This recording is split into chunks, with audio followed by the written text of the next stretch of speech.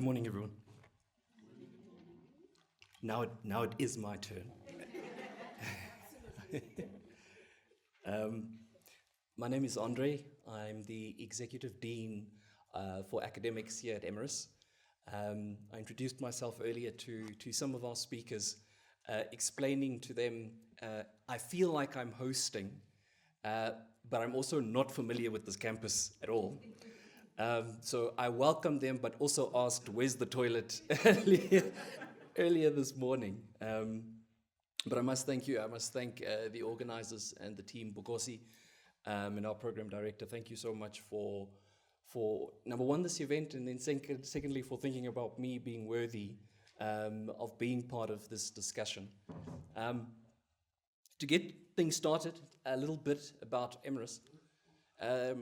We are currently in a space that cost 420 million rand to create. When you go around walking Emeris, you'll see we are very proud of the 420 million that we spent on this space. It's a space where you see class sizes are limited. So this is one of the biggest space, and that's deliberately done so. It's a space where we encourage and we designed the space for active learning. If you walk around the campus, you will see what we call maker spaces. There is a virtual reality lab on this campus. There is a studio over here. There's a podcast room on this facility. We've got a green screen on the facility. In our edtech space, you'll see that we've got a state-of-the-art LMS. We have incorporated AI tools across the LMS. We have taken extreme steps towards personalized learning. So when I think about Emeris and what it has and reimagining higher education, I think to myself, well, it must be this. If we are to reimagine what education looks like, maybe this is what it should look like. But if we reduce that imagination to this, my keynote would be very short. But also we know that if this space is how we should reimagine education, we've got a very, very big problem in South Africa. Because the majority of South Africa does not have access to a 420 million rand campus. So if the solution is what Emeris has done, we've got a big problem. So if we're going to reduce it to facilities and resources and beautiful buildings, we are in trouble. So that can't be the solution. It can't be us looking to government and saying, hey, build us 420 million. It's not going to happen. So when we're talking about the solution, it has to be an inclusive one. It can't be one where we say, well, if you build us the building, things will happen. And I can tell you, this beautiful building is not the solution. Because when you have this beautiful building, there's a quiet risk that we don't really want to talk about in these buildings. But I'll tell you a secret. The quiet risk is that when you have these beautiful conditions, it's very easy for educators and the lecturers that walk around here to be passive. It's very easy to assume that if we are in a beautiful space, and I have all these beautiful things of labs and technology, that learning just must happen. It's very easy to make the assumption that if students are present on this beautiful campus, engagement is just going to happen. It's very easy to be lulled into a beautiful space and say, just because we have all these facilities, to develop skills is going to happen because you're in such a sophisticated space. It doesn't. And our friends at Harvard give us a beautiful example of it. They built a state-of-the-art STEM facility, the best in the world, advanced, 10 years ahead of where Emeris is. And they shared that after building this beautiful state-of-the-art facility, within 2 years, their lecturers, Harvard, mighty, mighty Harvard, within 2 years, the lecturers went back to the traditional approach to teaching and learning. where they stand in front of their students and they speak at them. While next door, you have beautiful collab venues. You can write on the desks, you can write on the walls. There's wheels on everything. The environment changed, the pedagogy didn't. Harvard changed the environment, the pedagogy didn't change. And we've learned that lesson in South Africa, not at their scale, but think back to the decolonization project. What happened to that? What happened to that appetite of decolonizing what's happening in our space? I'll tell you what happened. We focused that decolonization project on saying, let's change the names on the textbooks. I want to see new surnames that sound like our surnames. And let those textbooks speak our language and tell our stories. It's a great project. That project is incomplete. We've changed surnames. What we didn't do when we spoke about that decolonization project was transform. We did not do that. We spoke about surnames. We didn't speak about how do we teach our students. How do we teach our students? We changed the environment, but the pedagogy didn't change. We spoke about surnames, but we didn't speak about how do we design spaces for our students, coming from a basic education space, knowing the pressures that we have when it comes to resources and capital. How do we design spaces for them? How do we help our students to learn how to know within our context?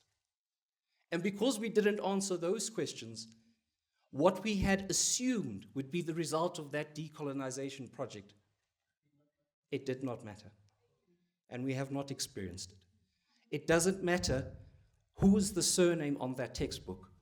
If you are still teaching me from a decolonized perspective or a colonized perspective, it actually does not matter whose surname is on the textbook. There's a comfort in these halls that we are trying to break. So we changed the environment, but if we stop there, we would not get what we're trying to achieve. We've got to break that comfort. And I'll tell you why there's a comfort. Because there's a comfort from the academic, the lecturer. There's a comfort in me being the expert and you not being there. I'm comfortable with it because I can control it. You, as the student sitting in the audience, you are also comfortable with it because it's comfortable to be passive and absorb. So in the South African sector, we've got the self-reinforcing relationship of why we can't move forward because everybody's comfortable. The lecturer, I love being the expert, being the center of what we're doing. The student, I love being passive. Because being passive means I can also sit on my phone at the back. The slides, I'll get it later. You are going to tell me what to do. And as soon as you try to break that self-reinforcing cycle, everybody's up in arms. The lecturer's up in arms to say, well, I've got to learn to do things differently.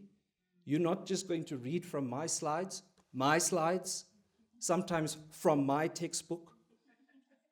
And if we don't put up a slide presentation, you know what the students say? Sir, you didn't prepare. Where are my slides? Do we have to write this down? Or are you going to send it afterwards? So that self-reinforcing comfort of both of us, that relationship is self-reinforcing, but it's problematic. Because the problem with that is we continue to rinse and repeat. Our lecturers just change the dates on their slides. Our students wait for the slides to be absorbed. Where's the learning? And then you're in the space of rinse and repeat. And it's across the board. It's across our faculties, it's across our institutions, both in privates and in publics. It's our professors, our doctorates, our emerging lecturers. That comfort exists, all of it. I recently went to go speak to some lecturers, asking them a question about their approach to teaching and learning. And this is some feedback that they gave me. I asked, how do you do it? Lecturer C says, I thought lecturing meant here's a textbook, here's the notes, has lecture, walks out. If you've been in class, that should sound familiar to you. Another lecturer says, I'm teaching the way the module was taught to me. I lectured the exact same way that I was lectured. There's limited training and nobody really monitors or checks if I'm still in line. Now, if you are still in line and it works, good. If you are out of line and it doesn't work and you rinse and repeat, you've got a big problem. Because if you're rinsing and repeating and approaching teaching and learning the way you approach teaching and learning, you repeat and you rinse it and you do the same thing over when it comes to your assessments. You're going to do the same thing when it comes to your teaching and learning. Rinse and repeat. And therefore, it should not be surprising if we are in a cycle of rinse and repeat, that when you have some sort of disruptive technology like AI, you're thrown up in arms. It throws you completely, because I can't rinse and repeat anymore. Where did this monster come from? So it's unsettling. It's unsettling. But don't get me wrong, there's still some of us that have good intentions, and it's not all lost. Because I also asked some lecturers, and they gave me some good feedback. They said, my approach has developed as I have developed. And I think I got a lot of things right by chance. Okay? We need another way of saying, I got it right by luck. And I think I got a lot of things right by chance. Unless you're from an education background, you just don't have the tools. I didn't ask this 10 years ago. These are our lecturers currently in this country. I was not trained, but my approach now comes from not wanting to give my students the same experience. And again, the intention of these lecturers, it's great. They give us hope. But even this should not make us comfortable. Because although the intention is there, and we are very happy to see these lecturers who are willing to change, we have to empower them. Because good intentions does not equal great education. So although we are happy that they have this, we cannot be comfortable with that.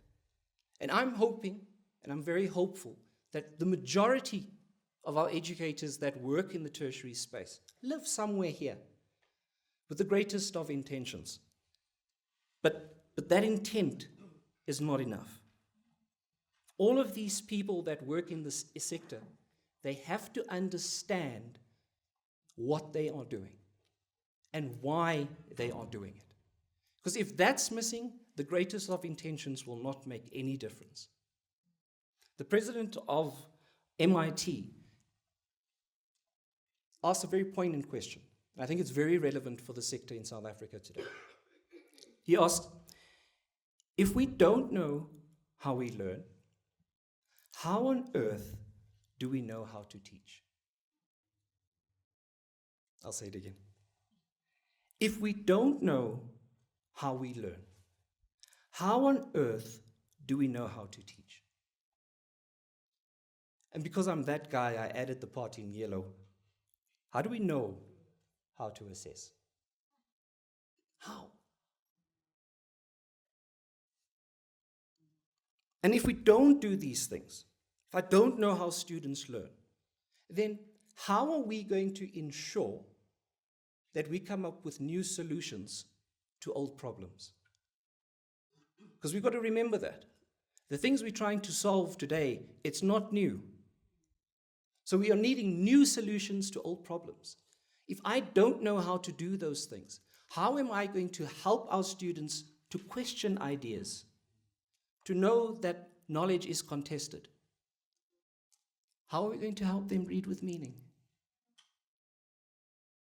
How are we going to help them learn how to learn if I don't know how they learn? And that's the challenge that we have in this sector. And it matters. It's not a superficial thing. It's important. We're a country that is struggling with poverty and unemployment and slow economic growth. So there's a pressure on all institutions to make sure that what you're doing doesn't come from good intentions, but that it's tangible and positive and soon. Because we also don't have time. The struggle for all of this is now. And if I'm honest, the university space, we're distracted. We've been distracted by research. We are getting distracted by graduations. We've got one on Monday. And all of these things are great metrics, but it's incomplete. As a university community, we've become distracted. We are applauding the wrong things. We are happy to give professorships because they've got beautiful A-list points, but we've got students that are hungry. There's a comfort that lives in the university space because we don't battle with numbers. Because we increase the number of matrics, there is no pressure for us to get this part right. The students come anyway. They believe in the promise. They believe in the promise. Even though the stats tell us about the outcomes. In the public spaces, they turn thousands and thousands and thousands of students away here on here. There is no pressure for them to get this thing right. And until that changes, nothing's going to change. So there's this uncomfortable paradox that we don't talk about in the tertiary space. We are extremely educated, in inverted commas. But at the same time, there's this uncomfortable paradox that nobody wants to speak about. In this very highly educated space, with an increase of graduates year on year on year, why is it that as we become more educated, we become more unequal? In the most educated spaces in the world, it's also the spaces where we have the biggest impact on the ecosystem. Why is it that as we increase in education, there's also a rise in pollution, inequality, resource depletion, growing poverty? There has to be some sort of relationship. Something's not right. If this increases, this beautiful education thing, but at the same time, the world around us, all these bad things increase as well. So the challenge for us in higher education is to shift from learning how to understand, which we've become comfortable with, but to learning how to act and transform.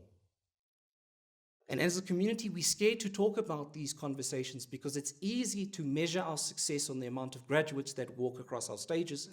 It's harder to ask the question, what happens once they leave the stage?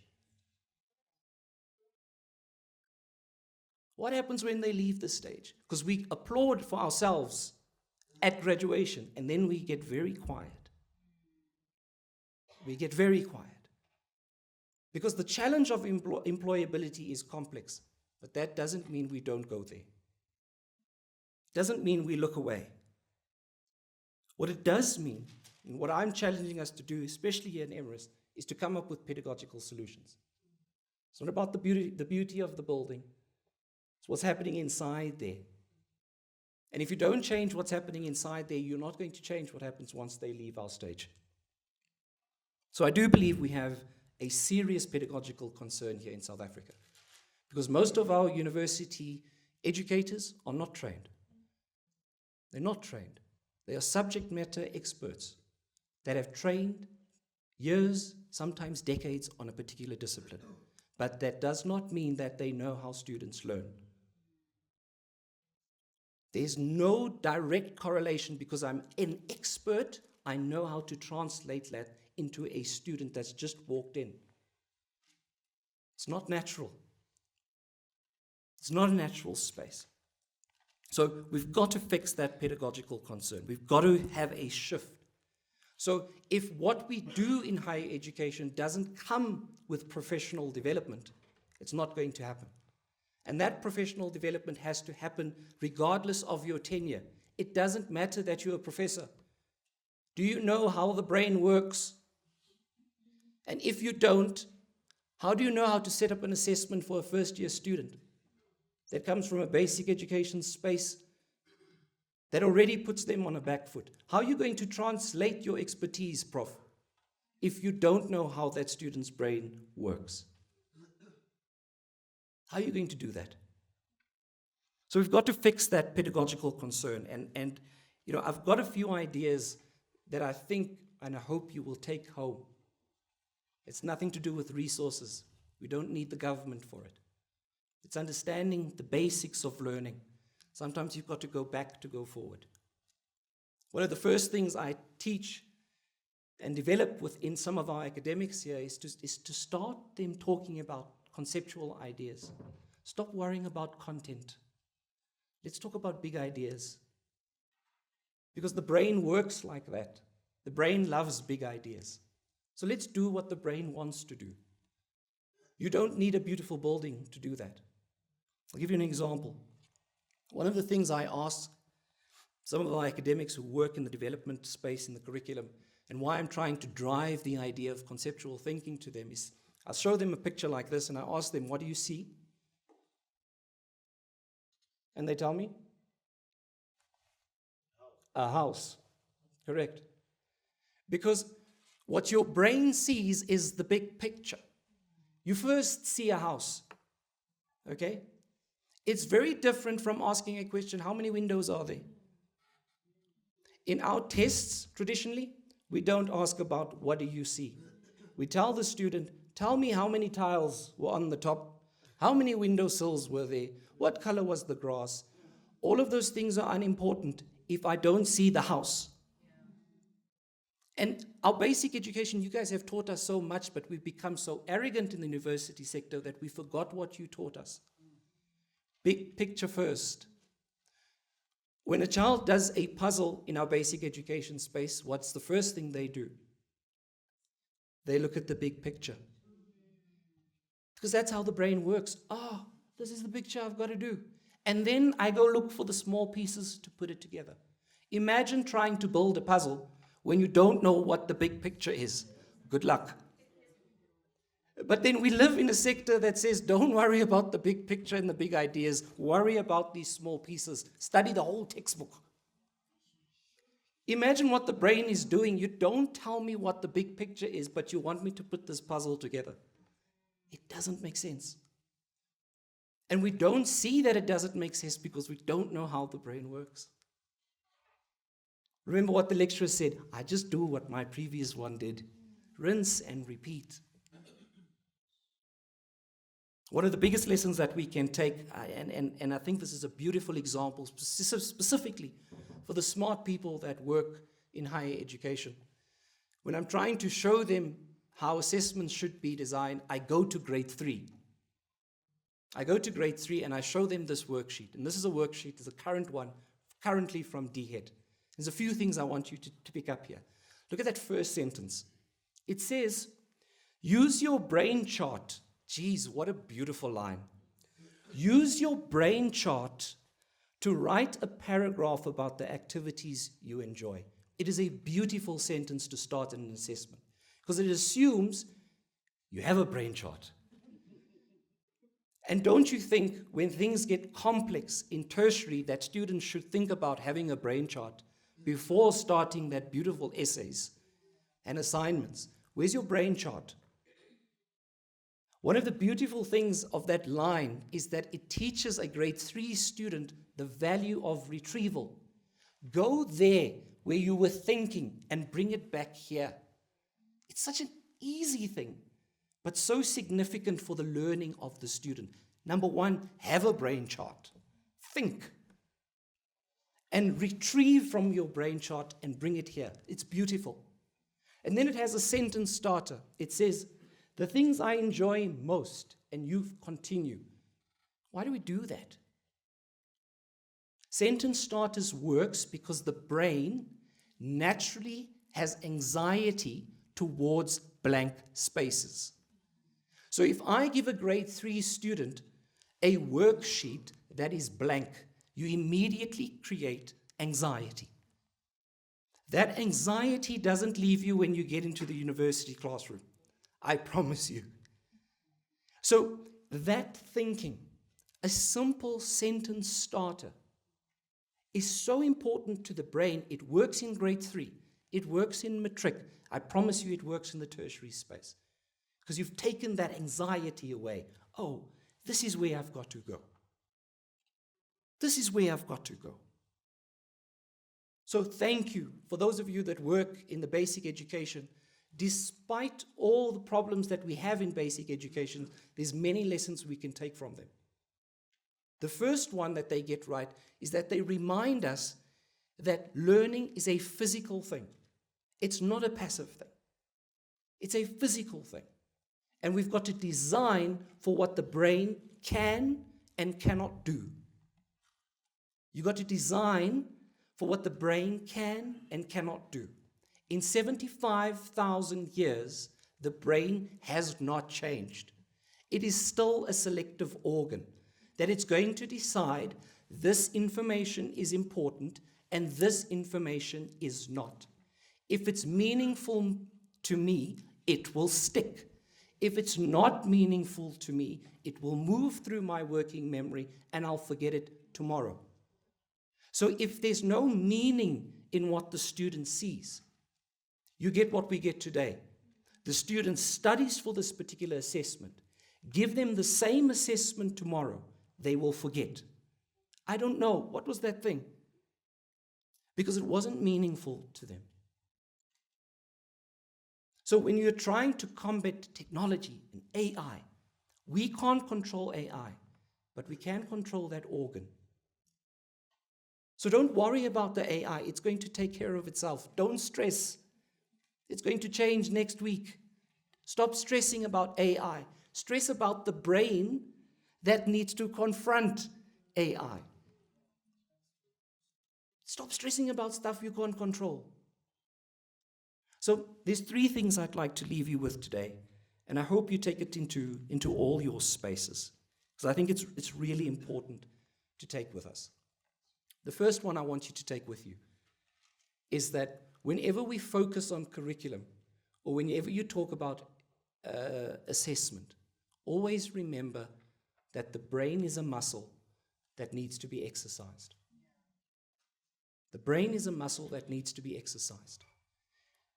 Don't worry about disseminating information. We live in the age where information is accessible. It has never been more accessible than it is today. The challenge for us, how do we create workout regimes for that student's brain? And important to note within the technological space, just because the technology can do it, doesn't mean we have to stop doing it. Just because we have cars, doesn't mean that exercise is not good for us. Run. If you can't run, walk. Okay? Just because we have a car, doesn't mean running isn't good for you. Just because the technology can do it, doesn't mean we have to stop doing it. Skills development needs practice. The sooner you do it, the better. Get them practicing. Get them in. The other thing that I think is important, and again, thank you for those in basic education for reminding us that the brain loves to play. Stop being boring. Oh my goodness. Our assessments are stale, they are repetitive, they are inauthentic, and that is why our students respond to them the way they do. They are boring. So while we're at it, let's thank AI for breaking that system, that you can't do it like you used to. It is boring. The brain likes to play, let the students play. And don't let them stop playing when they get into the university space. It's just as important for them. That if you want to develop those skills, you've got to do it. Practice it, enjoy it, love it.